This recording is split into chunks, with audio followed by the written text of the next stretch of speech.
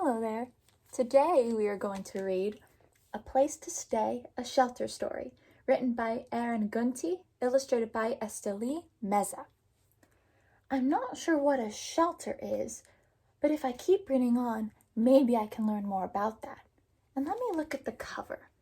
I see a woman and a little girl. Maybe it's mom and daughter. And I see this woman looking down at the little girl. And she looks very shocked or surprised by something. What is she looking at? I can see she's looking at this tall building with a logo or a picture of a house with a heart in it at the top. It looks like it's somewhere to stay, a place to stay. Maybe this is where they're staying. Let's read the book and find out. A Place to Stay, a Shelter Story. I slammed the car door and tucked Bunny Beth under my arm. I don't want to stay here, I told Mama, looking up at the tall building. I know, Mama said softly, but we're very lucky to have a place to stay. A place to stay, I've heard that before. That's the title of our story. A Place to Stay.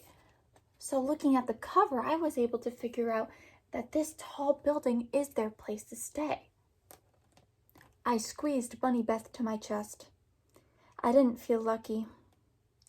This isn't a house, I whispered. You know what? Mama said. I think you're right. Looks more like a palace to me. A palace? I asked.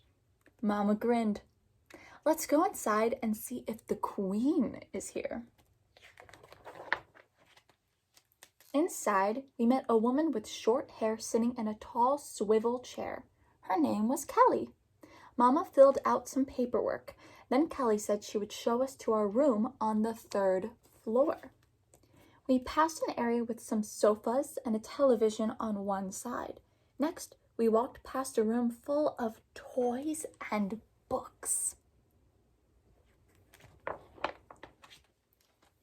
Oh, wow, Mama exclaimed.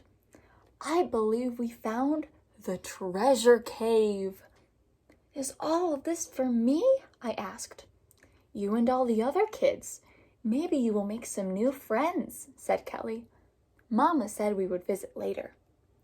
Let me look at this image. I see there's gold coins and a bat and a cave. Well, before in the last picture, I saw kids about the same age as this young girl on a sofa with books and games. And now there's a cave. Let me look at our characters. I see the girl very happy, and I see Kelly and Mama very happy looking at the young girl. She looks very excited, maybe like she's treasuring the moment, like how the mom says treasure cave. I don't think this is a cave, but I think she's very excited to be in this room, like she found treasure in a cave. Let's keep reading. Kelly took us to the room where she said we would sleep. It was very small. Dinner's on the 1st floor, she said, before leaving us to unpack. We put our bags on one side of the beds. We put our bags on one of the beds. Then Mama pressed on the mattress. A little squeaky, but it feels pretty soft. I frowned. That's not my bed.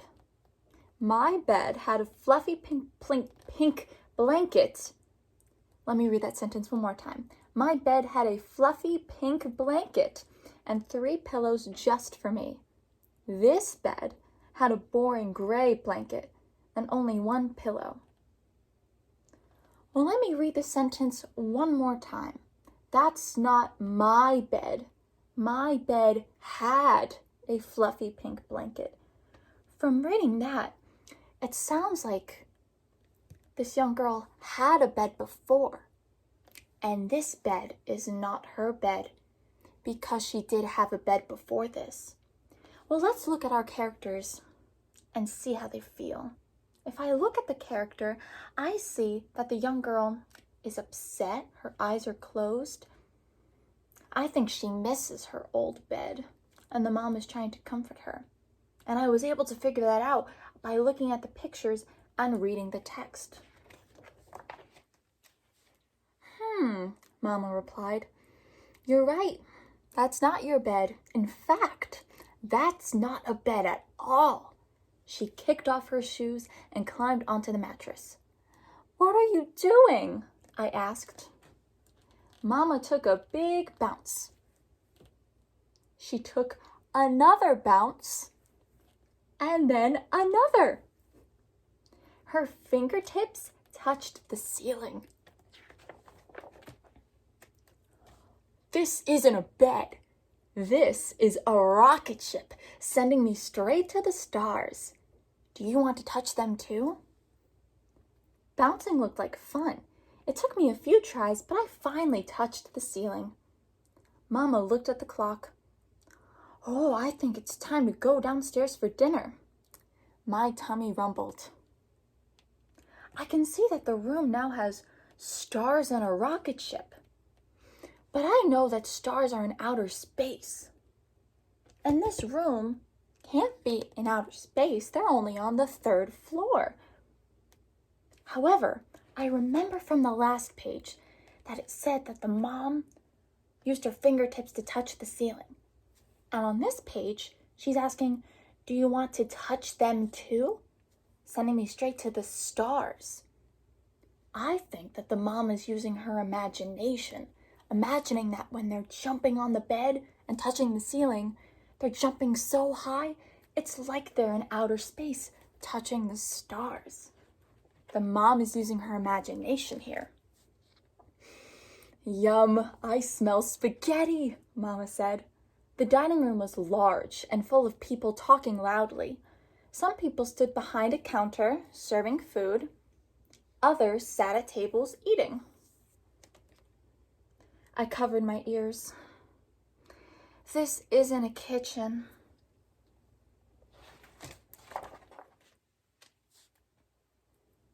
You're right, Mama said. This isn't a kitchen. It's a banquet hall. A banquet hall? I asked. Yes, and look at how many people have come from near and far to dine with us. Let's get our food and say hello, shall we? Okay, I sighed. I'm not familiar with a banquet hall. I should look at the image so I can try and figure out what a banquet hall means. Well, I look at this image and I remember the image from before. These are different windows. These are nice windows, maybe stained glass windows. And I see they're wearing dresses and capes. And there's candles on the table and a nice plate with a tablecloth and fancy cups or chalices. So this room has different elements to it, different things like a fancy tablecloth and gowns and capes, different from the room before. That can help me understand what the mom means by a banquet hall. We sat next to a woman named Alice and her 2 children, Grace and Andrew. Alice let me feed Andrew a bottle. Grace and I talked about school and found out we were reading the same book. After dinner, Mama gathered my PJs, soap, and a towel so I could have a shower.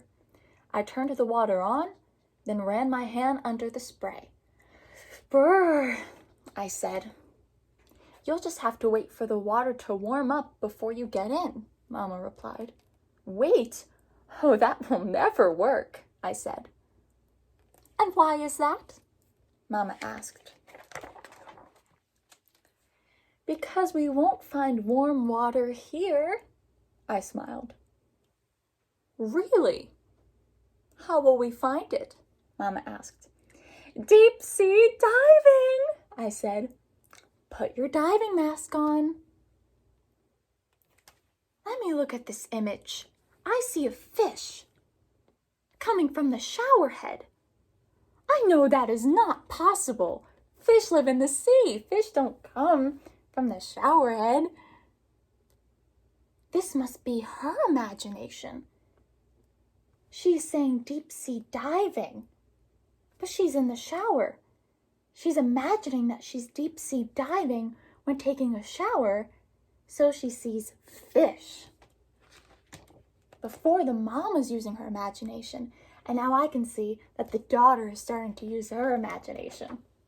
And look at that. We swam to the right. Glug. We swam to the left. Glug, glug. Over here, I shouted. The water was just right.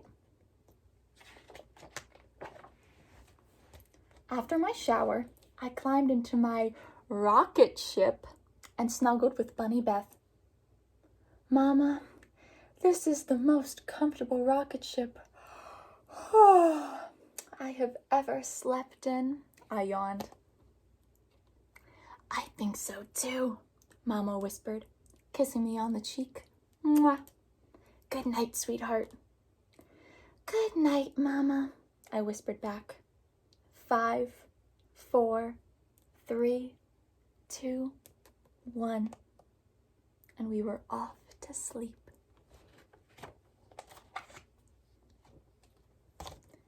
Shelters and homelessness. Why do people stay in shelters? The characters in this book are spending the night at a homeless shelter, a building that provides a place to stay for people who need it. I should stop there, because I hear something different when reading the beginning of this sentence. The characters in this book. This sentence is talking about this story. We are going to talk about what is happening in this story. So the more I read, the more I should understand that what we are going to learn is about the story and is not part of the story. So let's keep going. The characters in this book are spending the night at a homeless shelter, a building that provides a place to stay for people who need it. People might have trouble finding a place to sleep at night for many different reasons. This could happen if a natural disaster like a hurricane or a flood destroys someone's home. I can think of an example of that. I remember in 2013, New Jersey had Superstorm Sandy, and that affected many people who lived on the coast of New Jersey, such as those who lived on Long Beach Island, close to here. It could also happen if someone can't pay for a place to live, maybe because they lost their job or got a big, unexpected bill. Sometimes living at home is not safe, so people have to find a new place to stay.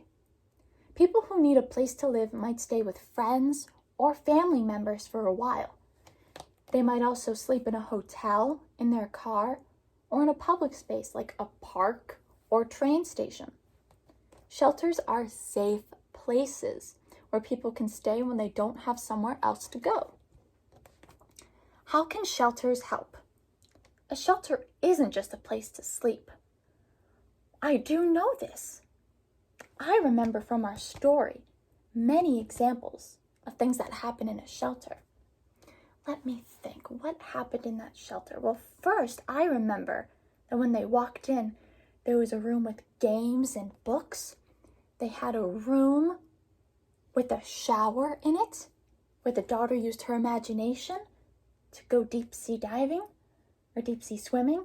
I remember they went to the dining hall and ate dinner, and she made a new friend.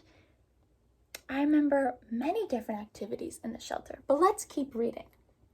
Shelters can give people hot meals, warm showers, and a place to wash their clothes. Some of the people who work in shelters are called social workers. They can help those staying in shelters find health care, train for new jobs, or plan how to save money for a new home. Like the characters in this book, people staying in a shelter might have a tough time getting used to living in a new place and sharing it with others. I also remember this from the story. The daughter said, "This is not a house," when walking up to the shelter. When they went into their bedroom, she said, This is not my bed. And when they went to the dining hall, I remember she covered her ears and said, this is not a kitchen.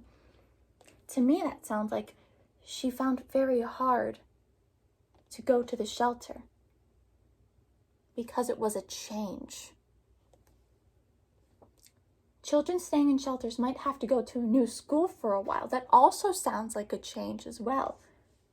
Social workers can help make these changes easier. People in the community can volunteer at shelters, helping serve food or clean the building. That sounds like Kelly from our story. They can also help by giving money or by donating things shelters might need, like clothes, food, art supplies, or games. And we heard about some of these, like in the game room, where the young girl can go and make new friends, like Kelly said. So this story talks about a mother and a daughter and their first night in a homeless shelter. But not only that, we learn that this story also talks about the mother using her imagination to let the daughter feel more comfortable. I understand that this was their first day. And from reading more about this at the end of the story, I can understand that this was a very big change for the family, including the daughter. And I can also understand that resources are provided for them, such as a social worker. Now I might think, what can happen the next day? This was just one day. If I were to think, what would happen if the story kept going to the next day? Well, from reading more at the end of the story, I'm able to understand that the mom can be provided services or given help by a social worker. And I also know that from the story that the young girl made friends with a girl who both read the same book in the dining hall, so she can make friends with her, and she can also make friends in the room with games and books. And that was A Place to Stay, a Shelter Story, written by Aaron Gunty, illustrated by Esteli Meza.